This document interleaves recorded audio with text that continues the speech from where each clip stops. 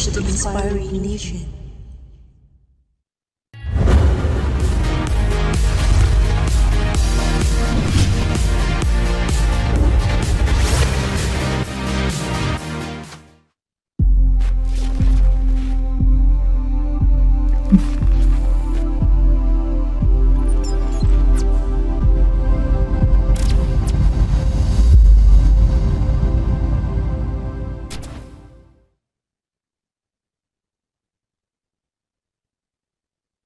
Assalamualaikum warahmatullahi wabarakatuh. Salam sejahtera untuk kita semua. Halo Sobat Andi, selamat datang di kelas online Andi Academy bekerja sama dengan PGRI dan Ekuji Channel Academy. Dalam seri Menjadi Guru Milenial Hebat bersama PGRI, kali ini kita akan belajar mengenai literasi digital Nusantara. Sebelum kita belajar, saya akan berpantun dulu. Parkir mobil di garasi, tertabrak dinding, pecah lampunya. Ada banyak jenis literasi, literasi digital salah satunya. Bapak Ibu guru yang hebat, tema yang akan dibahas dalam literasi digital Nusantara ada 5. Yang pertama, pengguna internet di Indonesia. Kemudian media sosial, yang ketiga literasi digital, dan yang keempat ekosistem digital literasi, dan terakhir adalah membangun digital mindset warganet Indonesia. Bapak Ibu hebat, mengapa literasi digital ini penting? Seperti kita ketahui, di tahun 2019 berdasarkan data pengguna internet di dunia, Indonesia itu adalah masuk dalam 10 besar pengguna internet di dunia. Dengan urutan yang pertama adalah negara Cina, sebanyak 829 juta. Diikuti oleh India, 560 juta. Di posisi ketiga ditempati oleh Amerika, 292 juta, dan diikuti oleh Brasil 149 juta. Dan negara kita tercinta Indonesia, itu pengguna internet adalah 143 juta. Ini data di tahun 2019. Nah, Bapak Ibu yang hebat, kalau kita melihat betapa besarnya pengguna internet di Indonesia, berdasarkan sumber Asosiasi Pengguna Jasa Internet Indonesia tahun 2018, penetrasi pengguna internet berdasarkan umur di Indonesia pada tahun 2018 seperti yang terlihat di tabel, itu di posisi yang tertinggi itu adalah di usia 15 sampai 19 tahun. Ini posisi yang menempati paling atas.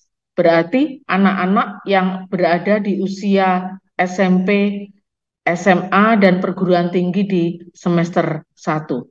Kemudian posisi kedua itu ditempati oleh juga anak-anak muda di usia 20 sampai 24 tahun, berarti mereka itu masih dalam posisi di bangku kuliah. Nah, melihat pengguna internet yang besar semacam ini, tentu saja kita harus membutuhkan kecerdasan tertentu. Kenapa Bapak Ibu? Karena anak-anak di usia 15 sampai 19, 20, 24 itu mereka itu dalam karakter yang labil. Mereka masih terumbang-ambing. Nah, oleh karena itu kita harus memakai berbagai data, berbagai metode bagaimana literasi digital itu nanti akan sangat bermanfaat untuk Bapak Ibu. Nah, ini adalah generasi teori. Artinya, pembagian generasi berdasarkan umur. Seperti kita ketahui, ada pembagian generasi. Yang pertama itu adalah baby boomer. Itu lahir tahun 1946 sampai 1964. Karakteristik mereka itu sangat berbeda dengan generasi X maupun generasi Y, bahkan generasi Z. Nah, ini pengguna internet kita itu adalah ini Bapak Ibu. Yang terbesar itu adalah di generasi Z yang lahir tahun 1995 sampai 2010. Generasi ini, Bapak Ibu, memiliki karakter dan pola pikir yang berbeda. Sebagai contoh, generasi Y. Generasi yang lahir dan tumbuh, lahirnya itu 1981 dan 1000 sampai 1994, itu tumbuh di saat teknologi berkembang pesat. Sehingga mereka tuh mudah mendapatkan informasi melalui kecanggihan internet, komputer, gadget, dan smartphone. Pengaruhnya besar sekali Bapak Ibu. Pola pikir mereka itu penuh dengan ide, inovasi, dan kreativitas.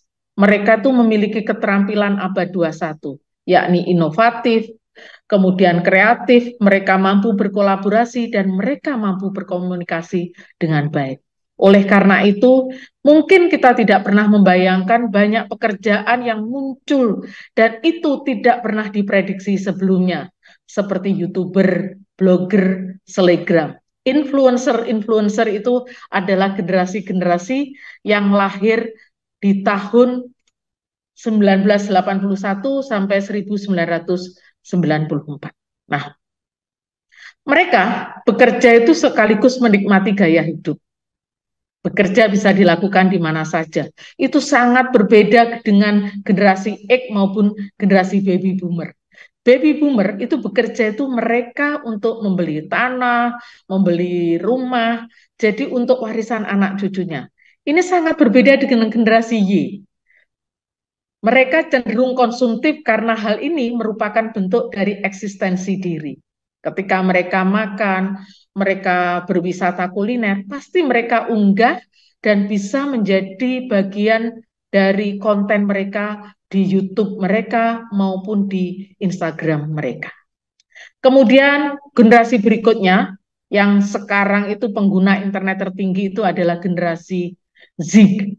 Generasi Z atau dikenal dengan I generation atau generasi net, itu mayoritas generasi ini masih di bangku sekolah atau kuliah. Bahkan hanya sebagian kecil saja yang masuk ke dunia kerja, misalnya mereka dari SMA, mereka tidak langsung kuliah.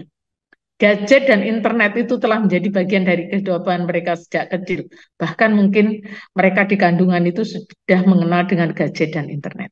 Apa yang terjadi, Bapak Ibu? Mereka itu menyukai hal yang instan, kenyamanan, dan multitasking. Di saat yang bersamaan, mereka menghadap komputer, kemudian mereka juga pegang HP, kemudian mereka sambil mendengarkan musik. Itu mereka multitasking. Popularitas diperoleh di berbagai media sosial melalui unggahan-unggahan yang menunjukkan style mereka. Hedon itu sudah menjadi urat nadi yang tidak bisa terlepas dari kehidupan sehari-hari. Bahkan mereka itu sampai menghalalkan segala cara supaya mereka itu bisa mengunggah hal-hal yang menunjukkan gaya hidup mereka. Mereka suka berbelanja secara online, sekaligus mereka sebagai konsumen, sekaligus mereka itu sebagai seller dan juga sebagai buyer. Mereka adalah pelaku industri ekonomi kreatif di dunia maya. Nah, uang tidak lagi untuk investasi seperti dilakukan oleh baby boomer untuk beli tanah, untuk beli rumah, namun untuk keperluan fashion, traveling, dan kuliner. Nah, ini Bapak Ibu, dilihat dari generasi-generasi tadi, ini berbanding lurus dengan media sosial yang banyak digunakan. Data ini berdasarkan data yang diambil Januari 2020. Kita melihat Bapak Ibu, platform media sosial yang banyak digunakan itu di prosentase tertinggi itu adalah YouTube. Diikuti oleh WhatsApp, Facebook, dan Instagram. Mungkin untuk saat ini tahun 2023 data ini sudah berubah. Di sini TikTok itu masih menempati posisi di bawah sekitar berapa ini? 25%, 15%. Saya yakin TikTok sekarang itu sudah di posisinya di atas. Nah, apa implikasinya Bapak Ibu? Nah, ini Bapak Ibu, kita lihat YouTube itu prosentasi pengguna yang mengakses YouTube itu mencapai 88%. Itu banyak yang menggunakan. Kemudian WhatsApp sebesar 84, Facebook 82, dan IG 79%. Bahkan di dalam penelitian itu juga ada rata-rata waktu yang dihabiskan masyarakat Indonesia untuk mengakses media sosial. Rata-rata dalam satu hari, Bapak Ibu, 3 jam 26 menit. Itu data di tahun 2020. Dan total pengguna yang tadi itu data tahun 2019 itu ada 143 juta, ternyata di tahun 2020 itu penggunanya itu sudah meningkat sampai 160 juta atau 59% dari total penduduk Indonesia. Dan 99% pengguna media sosial berselancar melalui ponsel. Data ini itu sangat penting sekali untuk kita sebagai pendidik, bagaimana kita menerapkan literasi digital kepada murid-murid. Karena platform yang banyak digunakan itu adalah YouTube, maka ketika kita memberi pendidikan, ketika kita memberi unggahan-unggahan yang bersifat mengedukasi, itu lebih baik diunggah melalui platform media sosial YouTube. Kemudian uraian dan data-data yang sudah saya paparkan tadi itu akan dijadikan pondasi untuk menentukan segmen komunitas. Komunitas terbesar itu umur berapa tadi, Bapak Ibu? 15 sampai 19, 20 sampai 24. Kemudian media yang tepat apa? Oh, media yang tepat itu adalah YouTube, kemudian WhatsApp, kemudian Instagram.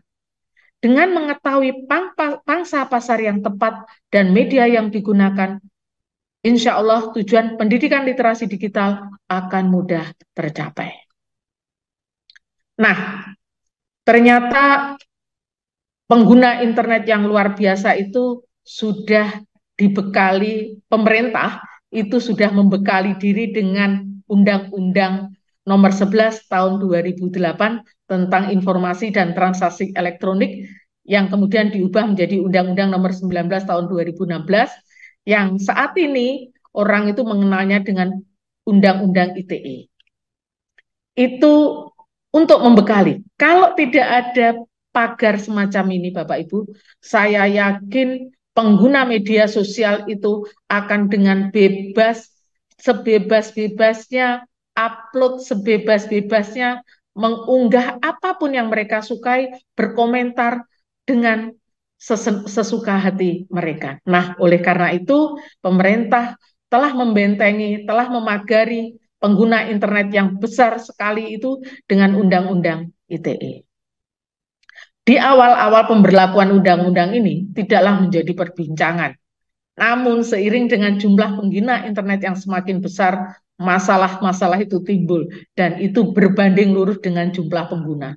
Semakin banyak pengguna, semakin banyak pelanggaran. Nah, ledakan kasus terkait Undang-Undang ITE itu dimulai sejak tahun 2013-2014, yakni di saat pemilihan Presiden Republik Indonesia. Pasal-pasal yang dilanggar itu berkaitan dengan pencemaran nama baik dan sebagian besar itu adalah hoax atau berita bohong. Tahun 2024 ini juga akan merupakan tahun depan merupakan tahun politik. Saya yakin kalau tidak hati-hati maka kita sebagai netizen, sebagai pengguna internet juga bisa melanggar Undang-Undang ITE yang berkaitan dengan penyamaran nama baik, yakni hoax maupun berita bohong. Oleh karena itu, literasi digital itu sangat dibutuhkan dan itu harus dimulai dari diri sendiri, di keluarga, di sekolah, dan di lingkungan masyarakat. Nah, ini Bapak Ibu, banyak kejahatan-kejahatan yang ada di media sosial. Mulai dari sextortion, penipuan, konten sara dan etnis, kemudian pencemaran nama baik, dan pencurian data. Nah, Ini berdasarkan pasal 30, ini saya ambil salah satu contoh, pencemaran nama baik. Berdasarkan pasal 30 KUHP atau pasal 27 ayat 3 Undang-Undang ITE, dapat dikategorikan pencemaran nama baik, maka harus dibuktikan unsur-unsur sebagai berikut. Adanya kesengajaan, tanpa hak atau tanpa izin. Jadi yang kita cemarkan itu tidak kita mintai izin.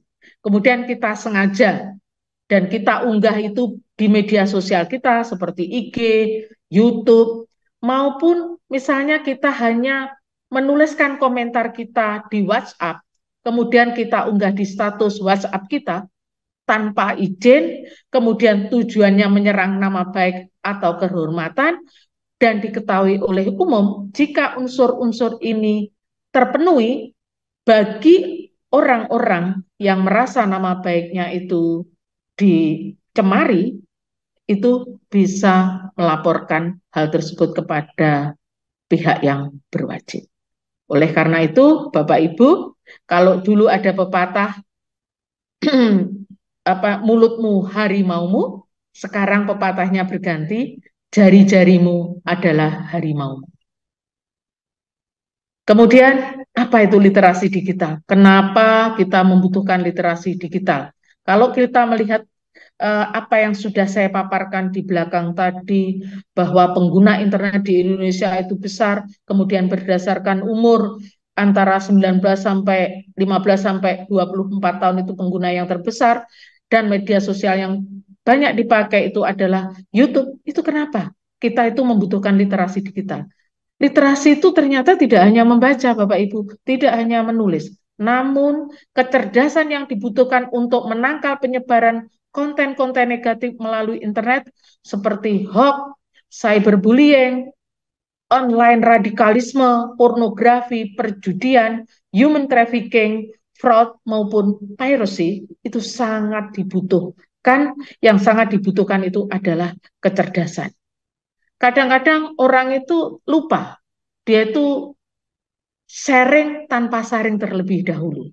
Yang dia inginkan adalah saya yang nomor satu sharing, tanpa memperhatikan bahwa berita itu disaring terlebih dahulu. Jika berita itu benar, itu tidak apa-apa. Jika berita itu ternyata salah dan itu menyemarkan nama baik seseorang, maka Bapak Ibu itu akan dikenai Undang-Undang ITE.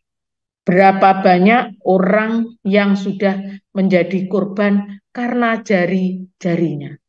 Berapa banyak orang yang dipertaruhkan, baik itu jabatannya, nama baiknya, karena jari-jarinya? Itu karena apa, Bapak Ibu? Karena tidak memiliki kecerdasan, yakni kecerdasan digital. Berapa banyak korban yang menjadi korban penipuan, membeli sesuatu karena tergiur dengan harga yang murah dan itu diunggah di misalnya di Instagram. Harga iPhone misalnya hanya 1 juta, kemudian dia transfer sejumlah uang dan ternyata uang itu melayang. Nah, itu jika pendidikan atau literasi digital itu tidak kita berikan ke anak-anak, maka di awal anak-anak itu sebagai korban. Karena dia belajar dari kekecewaan, bisa jadi ke depan dia akan menjadi pelaku. Oleh karena itu, kita harus memutus rantai orang-orang seperti itu. Karena generasi yang kita inginkan untuk saat ini adalah generasi dengan profil pelajar Pancasila.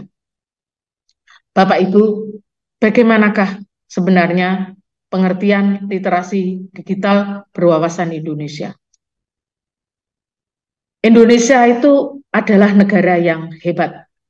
Kita itu terdiri dari berbagai suku, bahasa, dan agama yang berbeda dan tersebar tidak hanya di 1, 2, 3 pulau, Bapak Ibu, namun 17.491 pulau. Ini berarti pendidikan literasi digital itu harus mempertimbangkan hal tersebut, mempertimbangkan bahwa Indonesia itu terdiri dari berbagai suku, bahasa, dan agama. Literasi digital yang harus diberikan ke anak-anak itu adalah literasi digital yang berwawasan Pancasila. Filter yang harus diberikan itu adalah bahwa semua konten, informasi itu adalah Indonesia berketuhanan yang Maha Esa, Indonesia itu berperi kemanusiaan, mengutamakan persatuan, menjunjung tinggi gotong royong, musyawarah untuk mufakat, dan berkeadilan sosial. Jadi literasi digital itu ketika anak-anak itu mengunggah sesuatu, ketika kita memberikan tugas kepada anak-anak misalnya untuk ngevlog, untuk mengunggah sesuatu itu di YouTube, maupun mengunggah sesuatu itu di IG, anak-anak itu harus kita beri filter bahwa mereka itu adalah Indonesia yang memiliki Pancasila dan filter itu harus betul-betul kita berikan. Nah, oleh karena itu sebagai pendidik sebelum anak-anak itu mengunggah sesuatu, lebih baik kita saring dulu, kemudian kita ajak mereka bersama melihat, kemudian kita beri filter bahwa kita itu tidak satu suku, namun berbagai suku, berbagai macam bahasa, dan berbagai macam agama yang berbeda. Supaya tidak menimbulkan radikalisme, supaya tidak menimbulkan intoleransi, supaya tidak menimbulkan bullying. Seperti kita ketahui, ada 3 dosa besar pendidikan yang harus kita menjadi PR Bapak Ibu Guru, yakni intoleransi, kemudian bullying, kemudian kekerasan seksual. Itu PR pendidik di Indonesia. Nah, sebagai penutup, bagaimanakah literasi digital yang membumi? Yang akan menjadikan penetrasi internet bagi generasi muda tidak lagi menjadi ancaman. Seperti kita ketahui, penetrasi internet itu memiliki 2 sisi pisau. Yang satu sisi ancaman, yang satu sisi itu peluang.